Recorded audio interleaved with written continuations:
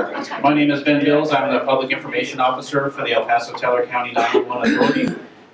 Looking around, it looks like we have some folks from our Public Safety Agency as well as some from the deaf and hard of hearing community in the Independence Center, which is great. I'm glad you all can make it. I would also like to, before we get started, thank the Independence Center and Patricia for letting us use their facility for the press release that we're about to do today, which is releasing that text to 911 is now available in El Paso and Teller counties.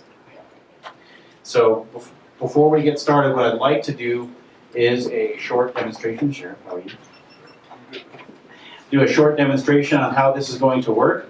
I'm going to display my cell phone on the screen, and I'm going to interact with the 911 center that's located downtown in Colorado Springs. Where this is a huge benefit is now the deaf, hard of hearing, and speech impaired communities will all have direct access to 911 should they ever need us. And it's also an alternative method of communication for anybody that's in a situation that it could pose a threat to their safety if they ever have to communicate with 911 and they can't make a voice call.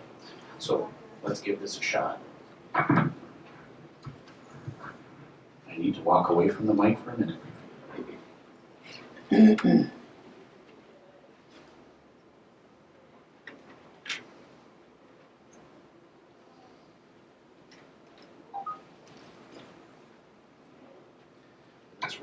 Probably won't rest there, will it? Sorry, Zach. Okay.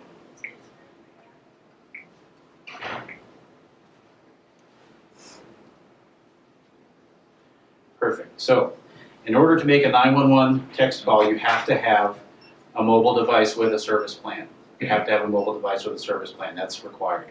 So, what you will do is you will open your text app, which is mine is down here.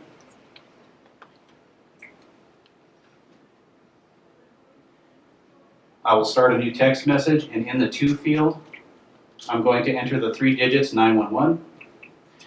And I'll turn this to the side, it'll be a little easier to read.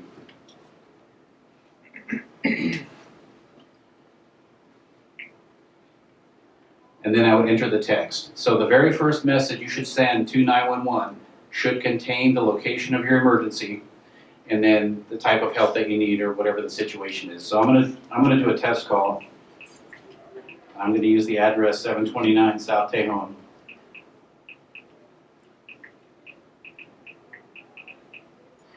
And once I send it, it could be anywhere from maybe 30 seconds to a minute. We should have a response back from the 911 center in Colorado Springs.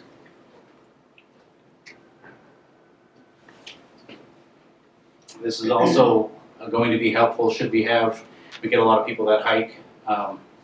We get a lot of people that go out into the mountains. If a voice call is not possible, but maybe they could get a text message out, that's also beneficial for text to 911.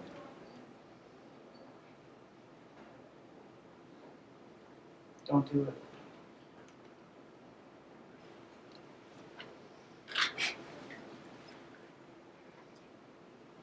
So while we're waiting for them to respond, how this is going to work is once you send the text off to a 911 center, the 911 center receives it. They receive it on a pop-up window that's on one of their many screens that sits in front of them.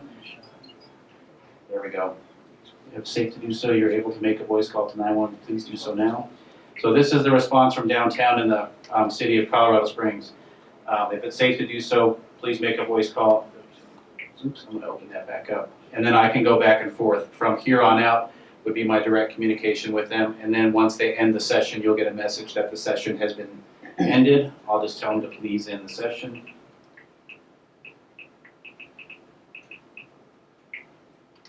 Sorry, I'm the worst texter in the world. The sideways texting is not for me. Yeah, we should have brought somebody's 15-year-old in here. They could have showed us the way. So if the text to 911 service was not available to you at the time that you send a text, you will get a bounce back message. The bounce back message will say something to the effect of, text to 911 is not available, please make a voice call now. That's how you'll know that you'll either have to do a video relay call or make a voice call or whatever the situation is, however you would communicate with 911 when text is not available.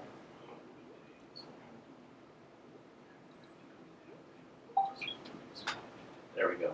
Well, they're just gonna respond to me and end the session anyway, and once the session is ended, it'll send you an end message that the session has been ended, so you know that your communication with 911 is finished. So with that, I just have a couple of slides for you guys to take a look at, because, of course, with any system, we do have to realize our limitations with technology. I'm gonna have to carry 2 mics.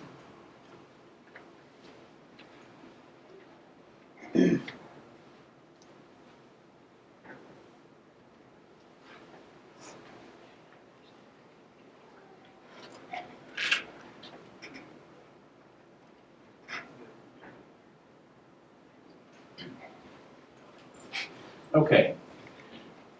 Again, when to text 911 if you're deaf, hard of hearing, or speech impaired or nonverbal.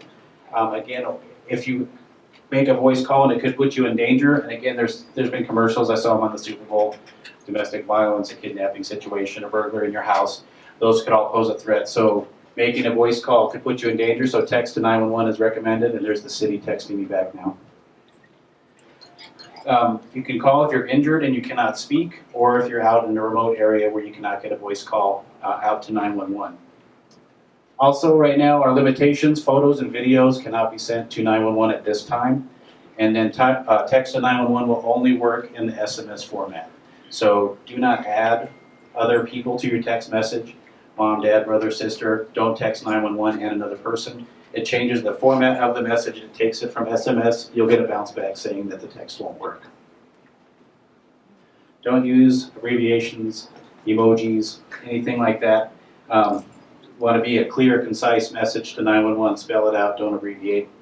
And then you must text again with a mobile device that has a service plan on it. If you have old cell phones that maybe you can make a Wi-Fi connection with at home, but you can't make a regular phone call with, those do not text 911. Third-party apps do not work with texting to 911. It has to be the text app on your phone with a service plan. Again, you'll receive the bounce back message if text is not available. Those are all worded a little bit differently according to the carrier or your service provider. In general, they say text to 911 is not available, please make a voice call now. One other thing that I wanted to point out as well is, of course, with any kind of technology that's out there, there are some little bugs that we are working through right now. We do have one particular instance identified with some iPhones that are out there.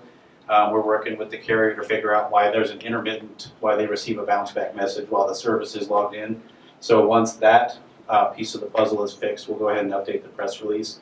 But right now, iPhones, with one of the major providers, with AT&T, we do have recognized an intermittent problem. It's not a won't go through, it's an intermittent issue where the text does not get transmitted to the 911 center and they'll get a bounce back message. And then we've been working with them for a little bit of time now, so hopefully we have a resolution to that soon, and we'll update the press release as that information becomes available. And with that, I would open it up to any questions that somebody may have in the room if we didn't cover something that you wanted to hear about. No questions? Yes, sir. So this app, what will the public be? The app, what would the public be able to get the app? So there is no app for text to 911. Sorry, the 2 microphone thing is messing me up. There is no app for text to 911. When you get your mobile phone and they turn it on at the, barely sitting? Guys, what are we doing here? There is no mobile app, or there's no app for texting. So when you get your phone, there's always a text icon on there. You have to use the text icon for your phone to send the message. You do not need to download any third-party software to send a text to 911. You just use the text app that's built into your phone with the service plan. Yes, So ma'am. will this work across El Paso and Teller County? This is available in El Paso and Teller counties. If you happen to travel outside of that area or the mics cannot touch. If you happen to travel outside of that area, or let's say you trickle over into Park County, maybe your cell phone will come off of a neighboring county's tower, and if they don't have it, you will receive a bounce back message that says the service is not available. Yes, sir.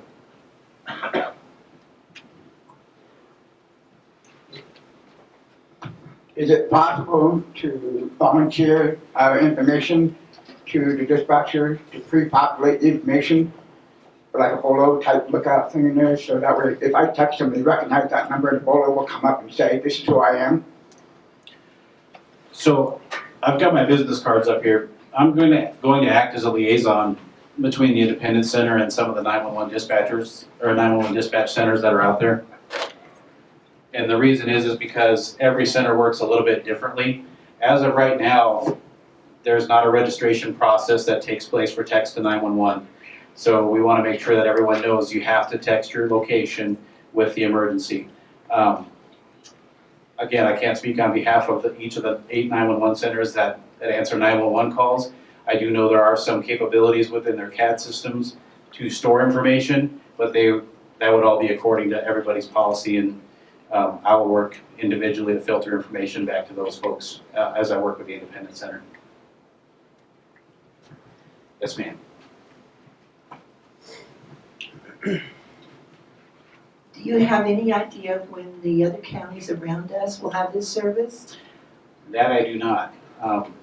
I've racked my brain for over a year to help get it to work here, so I'm not sure outside of El Paso and Teller County how far down the road that they are or what that map's going to look like. I can tell you right now, the map that I looked at before I came over here today, it's about 30% of the state has it right now.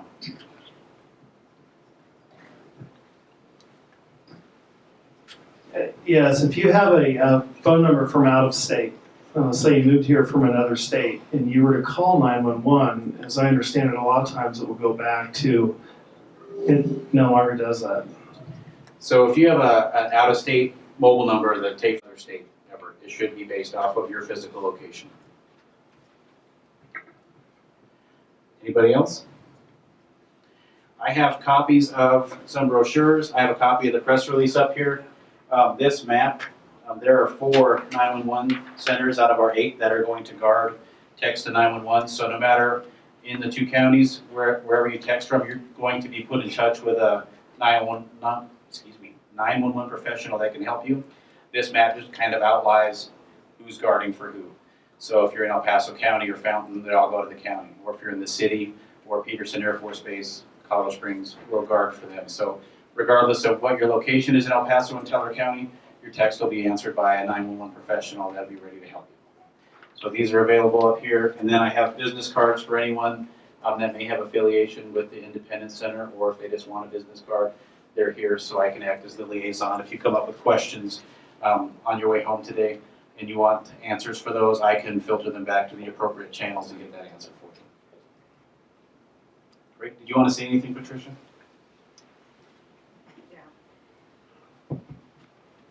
I hope I can not cry because we've worked for so long to make this happen. And Ben Bills deserves a great deal of credit for being pushy enough and persevering enough to actually make this happen. Deaf people have not had, and hard of hearing people have not had access to 911 services ever. And this is really quite a momentous event for all of us in the community. So we say thank you, Ben, for doing this. And we look forward to texting the next time we have an emergency. Thank you very much. Great. Do you have a question? Should have another one. Sorry. That's okay. Actually, this is for our sheriff. Okay. Do you have any means of communicating with hard of hearing or deaf people who've been involved in an accident? Through the same system. We guard this for all of the counties, so we have the same system. You misunderstood. I meant if an officer comes upon the accident that's being reported, how do your officers communicate with the deaf and hard of hearing? She's talking first person. Yeah. In sign language interpreters, outside of that, I don't read signs. okay. I'm gonna tell you, you guys have a different way Don't get outside hurt. of, I could answer a little bit of that.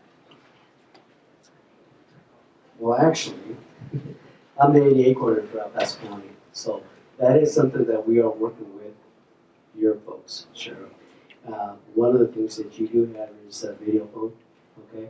But she's referring to, let's say there's an arrest that's made, right? Okay, there's interpreters, and then there's different processes that we're looking into right now, so that, let's say, has anybody in here ever heard of like a UBI system? So in other words, you can type, and then the opposite will be able to read, okay? And then you type back. So we're looking into a less expensive system than that, because that's a pretty pricey system. But that's what we're looking into right now to use across the county. Because sometimes you can't get to that interpreter, you have to give an advance. And well, that doesn't help the situation at hand. So that's one thing that I'm working on, and we're gonna get there. But the sheriff's office has been very active in other areas, and I'm gonna help them get there on that as well. Sort of a pen and paper swapping the Right. And that's what they're doing right now. I just want to make mention too, so I don't want to stray too far off the topic from text to 911. I agree your concerns are important, but there is an access and functional needs working group too that meets in this building. So I would encourage that if you do have concern outside of text to 911 too, that we can work with the appropriate players in that meeting, and we can get those all filtered back to the appropriate people to respond.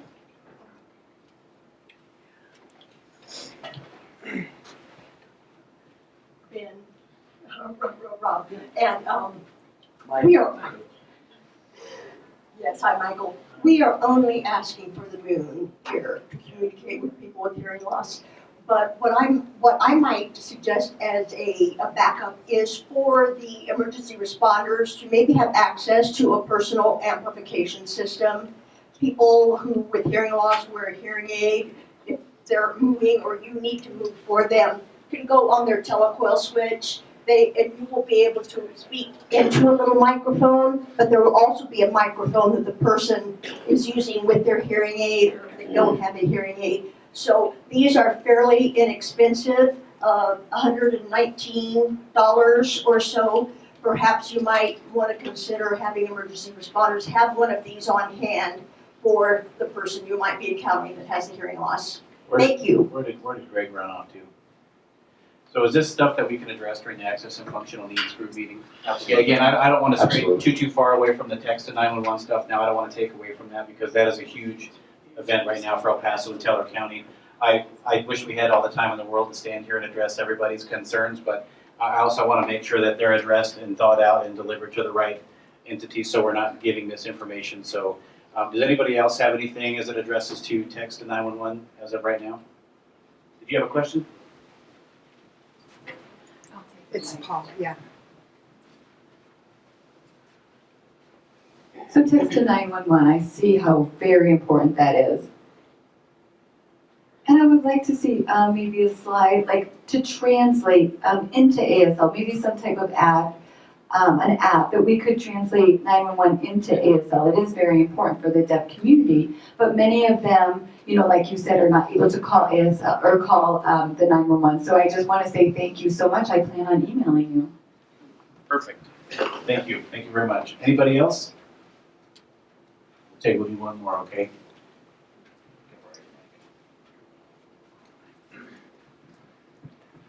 And again, thank you, Ben, for being able to be here with us today. And for those in our community who are deaf and hard of hearing, I just want to express the opportunity for you guys to come to talk to Matthew or I here at the center and be able to know that we are working with our police and our sheriff's department here within the county and within our community and our city to be able to access those things and to not only have the opportunity to collaborate with one another, but to build those different resources that are available. And we just recently had a meeting and are doing that equally as well. And so it's an opportunity for you guys to come and work with us, and we're going to be taking your messages back to not only the sheriff, but also to the chief of police and to the departments that they work within.